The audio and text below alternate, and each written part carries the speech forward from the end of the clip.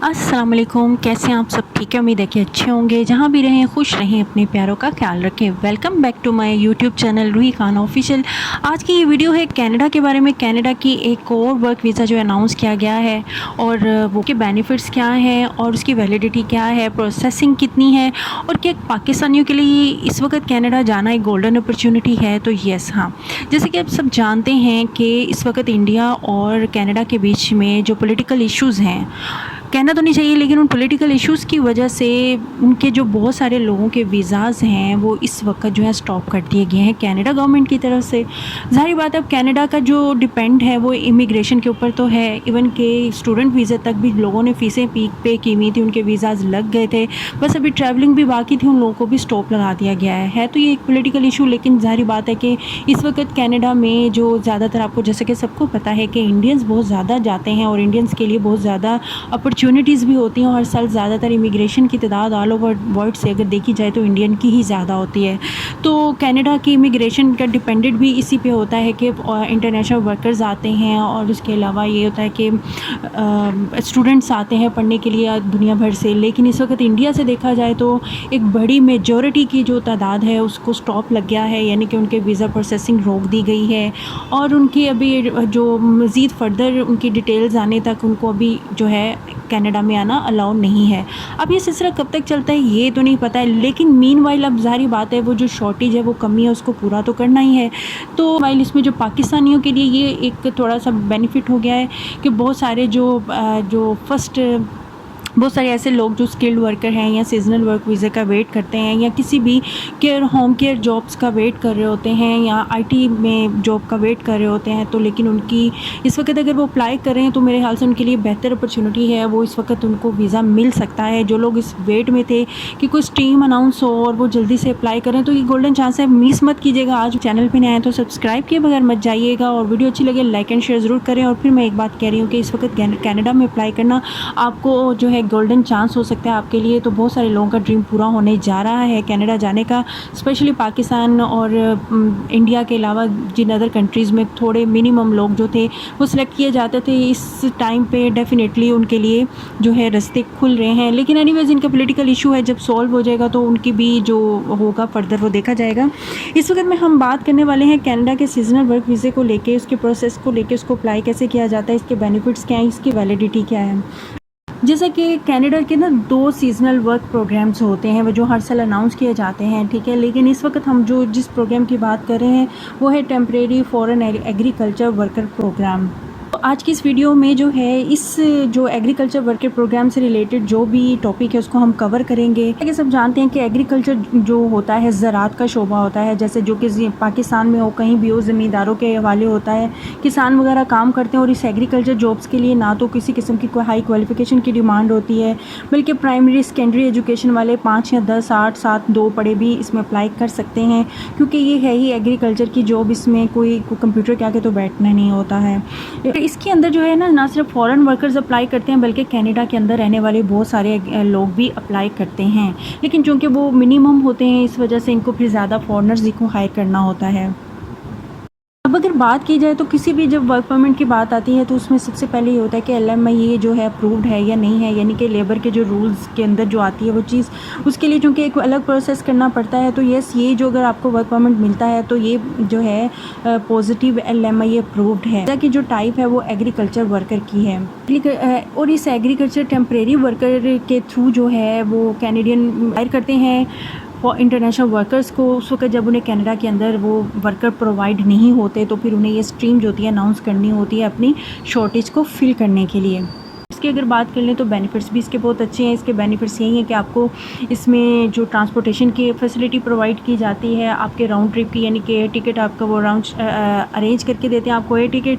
Secondly ये कि आपकी अफोर्डेबल हाउसिंग जो है उसको वो आपके लिए पॉसिबल बनाते हैं कि आपके लिए रहाइश का एक प्रॉपर, जिसे आप इजीली अफोर्ड कर सकें, उसके लिए आपको हेल्प आउट किया जाता है। उसके अलावा आपकी हेल्थ इंश्योरेंस को वो लोग खुद कवर करते हैं, तो ये बेनिफिट तो उसके अंदर वो ज़रूर देते हैं। अब बात करते हैं इनके एलिजिबल ऑक्यूपेशंस के लिए, यानी कि जो डिमांड्स हैं इनको इस वक्त एग्रीकल्चर के अंदर। इनके जब वेबसाइट पे आप जाते हैं तो उसमें इनके कोड्स लिखे हुए होते हैं, तो आप जब एक दफ़ा कोड्स को पढ़ लेते हैं, वहाँ पे क्लिक करेंगे तो आपको पता चलेगा कि वो कौन सा यानी कि ऑक्यूपेशन है। तो आपने उस कोड को याद रखते हुए जो है उस कोड के अंदर अप्लाई करना होता है। जैसे कि इस वक्त इनकी शॉर्टेज है एग्रीकल्चर के अंदर मैनेजर की, सुपरवाइज़र की, ग्राउंड मेंटेनेंस की, मशीनरी ऑपरेटर की, लाइफ स्टॉक लेबर्स की। ये सब काम जो है एग्रीकल्चर के अंदर आ जाते हैं, जो कि हमारी कंट्रीज़ के अंदर भी हमारे किसान हमारे ज़िम्मेदार कर रहे होते हैं। और हार्वेस्टिंग की, वेजिटेबल एंड फ्रूट पिकर के स्पेशली इसके अंदर सब कुछ वो आ जाता है। इन सब की शॉर्टेज है इस वक्त, और इनके जब आप अप्लाई करेंगे तो इन ऑक्यूपेशंस के साथ इनके कोड लिखे हुए होते हैं, अपने कोड के साथ अप्लाई करना होता है। तो इसकी अगर वैलिडिटी की बात करते हैं तो ये 3 इयर्स के लिए ये वैलिड वीज़ा होता है आपको जब मिल जाता है। और इसलिए हर साल जैसे जैसे ये जिनकी वैलिडिटी पूरी हो रही होती है, ये शॉर्टेज गेन होना शुरू हो जाती है, तो हर साल ये जो स्ट्रीम होती है वो अनाउंस की जाती है। अगर आप इस दफ़ा नहीं पिक कर पाए इसको तो आप सेकंड ईयर जो है वो अप्लाई कर दिया करें। मतलब आपको पता होना चाहिए कि कनाडा हो, यूके हो, ऑस्ट्रेलिया हो, उनकी कौन कौन से साल भर में स्ट्रीम्स और उनके प्रोग्राम्स जो हैं वो अनाउंस किए जाते हैं। और उन प्रोग्राम्स के अंदर आपने कंटिन्यूसली जो कोशिश किया करें, हर साल अप्लाई करते रहा करें, कभी ना कभी आपकी बारी ज़रूर आ जाएगी। लेकिन इस दफ़ा ज़रा चांसेस इसलिए ज़्यादा लग रहे हैं क्योंकि इस वक्त इंडिया और कनाडा के हालात की कशीदगी को जो है इस वक्त जो डिफ़िकल्ट कंडीशन उनके दरमियान में हुई है उसकी वजह से थोड़ा सा चांस आपके बढ़ गए हैं। तो इसलिए कोशिश करें, जो लोग भी पिछले 1-2 साल से अप्लाई कर रहे थे, डिसअपॉइंट हो चुके हैं, उन्हें चाहिए डिसअपॉइंटमेंट के बजाय इस वक्त ट्राई करें कि ये बेटर इस वक्त अपॉर्चुनिटी है वो अवेल कर सकते हैं।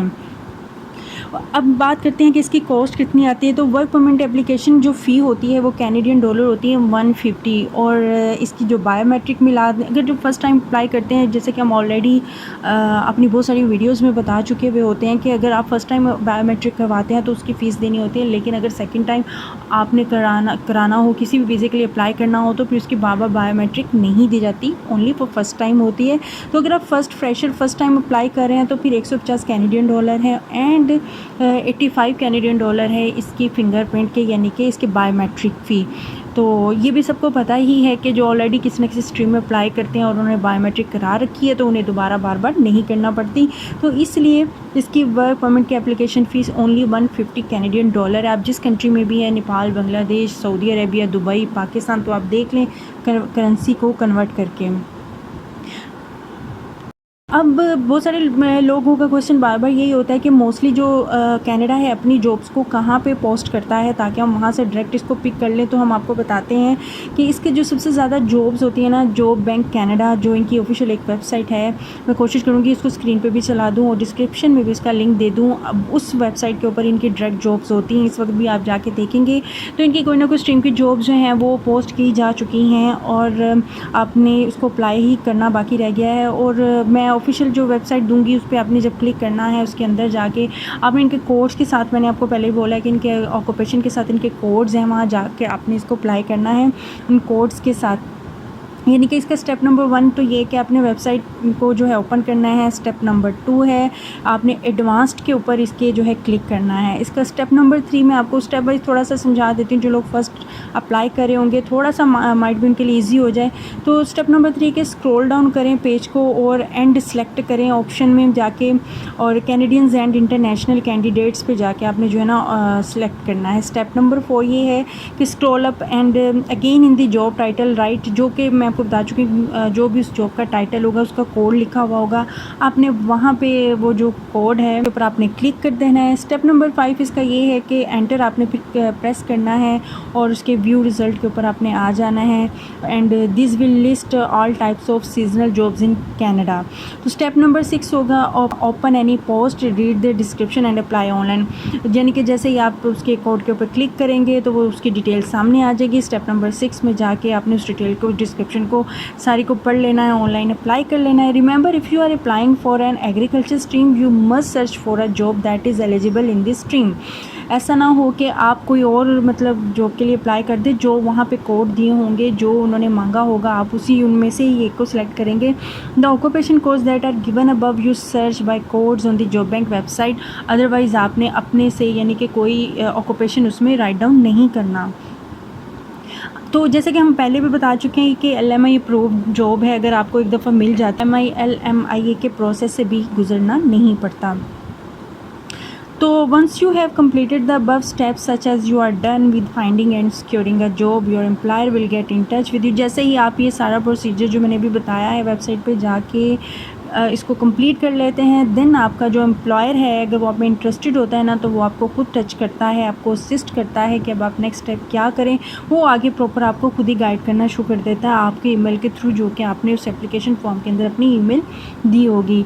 वंस आप दोनों की साइड से कॉन्ट्रैक्ट में जो भी आप एग्री होते हैं, तो देन फिर अप्लाई करते हैं आप वर्क परमिट को। तो दिन मैं आपको बताती जाऊँ, अगर आप विज़िट वीज़े पे भी कनाडा जाते हैं तो वहाँ जाके आप वर्क परमिट में उसको कन्वर्ट कर सकते हैं, अगर कोई आप जॉब तलाश कर लेते हैं।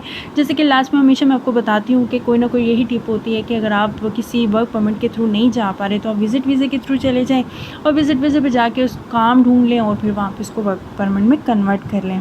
तो ये तो था हमारा टेम्परेरी फॉरेन एग्रीकल्चर प्रोग्राम, उसके ऊपर हमने ओवरव्यू दिया। आप अप्लाई करने के गोल्डन चांसेस है, अप्लाई ज़रूर करें, इंशाल्लाह ताला आपको इसके अच्छे रिज़ल्ट मिलेंगे। मिलते हैं नेक्स्ट वीडियो में फिर किसी यूरोपीय की कंट्री की इंफॉर्मेशन को लेके। टिल देन मुझे रखें दुआ में याद। अल्लाह हाफिज़।